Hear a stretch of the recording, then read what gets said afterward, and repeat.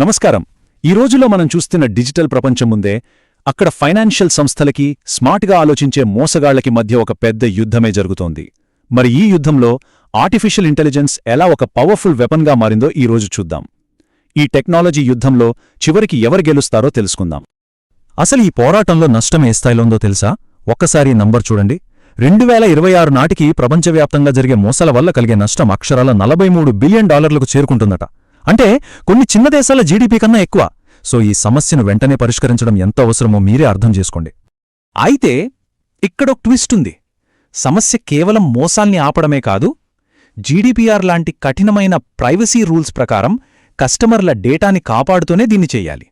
అంటే ఒకవైపేమో రోజురోజుకీ పెరిగిపోతున్న మోసాలు, మరోవైపేమో కఠినమైన రూల్స్.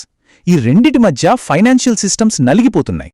సరే, ఇంత పెద్ద సమస్యకు మన దగ్గరున్న పాత పద్ధతులు ఎందుకు పనిచేయడం లేదు? అసలు ప్రాబ్లం ఎక్కడొస్తుంది చూద్దాం. ఇక్కడే అసలు విషయం అర్థమవుతుంది. ఒకవైపు చూడండి, మన దగ్గర ఇలా జరిగితే అలా చెయ్యి అని రాసిపెట్టుకున్న పాత రూల్సున్నాయి. అవి మారవు, స్టాటిక్గా ఉంటాయి. కానీ మరోవైపున్న మోసగాళ్లు అలా కాదు. వాళ్లు చాలా స్మార్ట్. ఎప్పటికప్పుడు తమ పద్ధతుల్ని, వ్యూహాల్ని మార్చేస్తుంటారు. ఇదెలా ఉందంటే, ఒక పాత కోటకి ఫిక్స్డ్ మ్యాప్ ఉంటుంది కదా, దాన్ని దొంగలు మెల్లగా స్టడీ చేసి లోపలికి ఎలా రావాలో కనిపెట్టినట్టుంది. మరి ఈ సవాల్ను ఎదుర్కోవాలంటే మనమూ మారాలి కదా. ఇక్కడే ఏఐ రంగంలోకి దిగింది, ఒక సరికొత్త ఐడియాతో. అదేంటంటే ఏఐని ఒక నేరస్తుడిలా ఆలోచించేలా ట్రైన్ చేయడం, వాళ్ల నెక్స్ట్ మూవ్ ఏంటో ముందే ఊహించడానికి. ఈ టెక్నాలజీ పేరే మల్టీ ఏజెంట్ రీఇన్ఫోర్స్మెంట్ లెర్నింగ్, లేదా సింపుల్గా MARL. అబ్బో, పేరేదో పెద్దగా ఉంది కదా. సింపుల్గా చెప్పాలంటే చాలా ఏఐ ఏజెంట్స్ ఒకే చోట ఒకదానితో ఒకటి పోటీ పడుతూ నేర్చుకుంటాయన్నమాట. ఒక డిజిటల్ పిల్లి ఎలుక ఆటలాంటిదనుకోండి. ఈ ట్రైనింగ్ ప్రాసెస్ చాలా ఇంట్రెస్టింగ్గా ఉంటుంది. చూడండి, ఫస్ట్ అటాకర్ ఏఐ ఒక కొత్త రకం మోసం చేయడానికి ట్రై చేస్తుంది. వెంటనే డిఫెండర్ ఏఐ దాన్ని పసిగట్టి ఆపడానికి చూస్తుంది. ఇక ఈ ఆటలో ఎవరు గెలిచినా ఓడినా ఆ రిజల్ట్ నుంచి రెండు ఏఐలు నేర్చుకుంటాయి. ఈ గేమ్ ఇలా కంటిన్యూస్గా జరుగుతూనే ఉంటుంది. దీంతో రెండు ఏఐలు రోజురోజుకి స్మార్ట్ అవుతాయి. ముఖ్యంగా మన డిఫెండర్ ఏఐ మరింత పవర్ఫుల్గా తయారవుతుంది. ఓకే, ఏఐని స్మార్ట్గా తయారుచేసాం, బానే ఉంది. కాని ఇక్కడే మరో పెద్ద సమస్య ఉంది. అదే ప్రైవసీ. సున్నితమైన కస్టమర్ డేటాని బయటపెట్టకుండా ఈ డిఫెన్స్ సిస్టమ్ని ఎలా క్రియేట్ చెయ్యాలి? అదే అసలైన ప్రశ్న. వేర్వేరు బ్యాంకులు, ఫినాన్షియల్ సంస్థలు తమ కస్టమర్ల ప్రైవేట్ డేటాని ఒకరితో ఒకరు పంచుకోకుండా అందరూ కలిసి ఒకేసారి స్మార్ట్ అవ్వడం ఎలా సాధ్యం? దీనికి సమాధానంగానే మనకు కొన్ని కొత్త టెక్నాలజీలు వచ్చాయి. అవే federated learning, differential privacy. Federated learning అంటే డేటాని ఎక్కడికి పంపించకుండా అది ఉన్న చోటే ఏఐ మోడల్స్ని ట్రైన్ చేయడం. ఇక డిఫరెన్షియల్ ప్రైవసీ అంటే ఎనాలిసిస్ రిజల్ట్స్లోంచి ఏ ఒక్కరి పర్సనల్ ఇన్ఫర్మేషన్ బయటకు రాకుండా ఉండటానికి దానికి మ్యాథమెటికల్గా కొంచెం నాయిస్ యాడ్ చేయడం.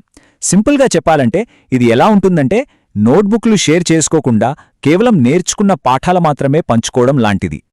ఈ మోడర్న్ డేటా పైప్లైన్ చూడండి, ఇది ఆ ప్రాసెస్ని చాలా బాగా చూపిస్తుంది.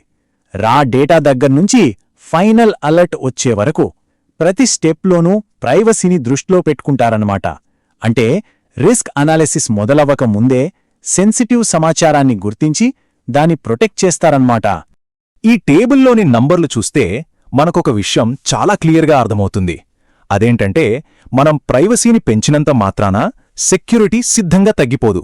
చూడండి, జీడీపీఆర్ రూల్స్ ప్రకారం ప్రైవసీని పెంచినప్పుడు ఫ్రాడ్ని కనిపెట్టే యాక్యురసీ 0.924 నుంచి జస్ట్ 0.872కి తగ్గింది. అంటే చాలా తక్కువ ఇంపాక్ట్ అన్నమాట. దీనర్థం ప్రైవసీ, సెక్యూరిటీ రెండింటిని మనం బ్యాలెన్స్ చేయొచ్చు. ఈ చార్ట్ కూడా అదే విషయాన్ని మనకు విజువల్గా చూపిస్తోంది. మనం ప్రైవసీని ఎంత పెంచుకుంటూ వెళ్తే, అంటే గ్రాఫ్లో లెఫ్ట్కి వెళ్తున్న కొద్దీ యాక్యురసీ లైన్ కేవలం కొద్దిగా మాత్రమే కిందకి దిగుతోంది. అంటే ఈ రెండిటి మధ్య ట్రేడ్ ఆఫ్ చాలా పర్ఫెక్ట్గా ఉంది. సరే, ఇప్పుడు దాకా మనం కాన్సెప్ట్సు, టెక్నాలజీ గురించి మాట్లాడుకున్నాం. ఇప్పుడు అసలు విషయానికొద్దాం. ఈ టెక్నాలజీని నిజ జీవితంలో ఎలా వాడుతున్నారో చూద్దాం. ఇదంతా కేవలం పేపర్ మీద ఉన్న థియరీ మాత్రమే కాదు. ఫ్రాడ్ ట్రేస్ ఏఐ లాంటి నెక్స్ట్ జనరేషన్ టూల్స్ ఈ అడ్వాన్స్డ్ ఏఐ కాన్సెప్ట్స్ని రియాలిటీలోకి తీసుకొస్తున్నాయి. ఈ టూల్స్ అన్నీ మనమిందాక మాట్లాడుకున్న అడాప్టివ్, ప్రైవసీ ప్రిజర్వింగ్ సూత్రాల మీదే పనిచేస్తాయి. మరి ఈ టెక్నాలజీని రియాలిటీలోకి తెస్తున్న కంపెనీ ఏది? అదే సైబర్ హెల్ప్స్ టెక్నాలజీస్. వీళ్లే ఫ్రాడ్ ట్రేస్ ఏఐ వెనక ఉన్నారు. అంటే రీసెర్చ్ పేపర్లలో ఉన్న ఐడియాలు నిజంగా మన ప్రాబ్లమ్స్ని సాల్వ్ చేసే ప్రాడక్ట్స్గా ఎలా మారుతున్నాయో చెప్పడానికి ఇదొక మంచి ఎగ్జాంపుల్. సో ఓవరాల్గా ఈ డిస్కషన్ నుంచి మనం నేర్చుకోవాల్సిన ముఖ్యమైన విషయాలేంటంటే, 1, ఫ్రాడ్ డిటెక్షన్ అనేది ఒక నిరంతర యుద్ధం లాంటిది. 2, ఈ కొత్త ఏఐ ఒక డిజిటల్ స్పారింగ్ పార్ట్నర్లా ఎప్పటికప్పుడు పోటీపడుతూ నేర్చుకుంటుంది. 3, ఇది చాలా ఇంపార్టెంట్, సెక్యూరిటీ కోసం ప్రైవసీని వదులుకోవాల్సిన అవసరం లేదు. ఈ రెండింటినీ బ్యాలెన్స్ చేయొచ్చు. ఫైనల్గా వీటన్నిటి ఫలితమే ఒక స్మార్ట్, సురక్షితమైన ఫైనాన్షియల్ ఫ్యూచర్. చివరగా ఒక్కసారి ఆలోచించండి. మనల్ని కాపాడే ఈ ఏఐ గార్డియన్స్ ఇంత తెలివిగా, అడాప్టివ్గా మారుతున్నప్పుడు నెక్స్ట్ జనరేషన్ డిజిటల్ నేరాలు ఇంకెంత అడ్వాన్స్డ్గా ఉంటాయో. ఈ టెక్నాలజీ యుద్ధంలో తర్వాతి అంకం ఎలా ఉండబోతోంది?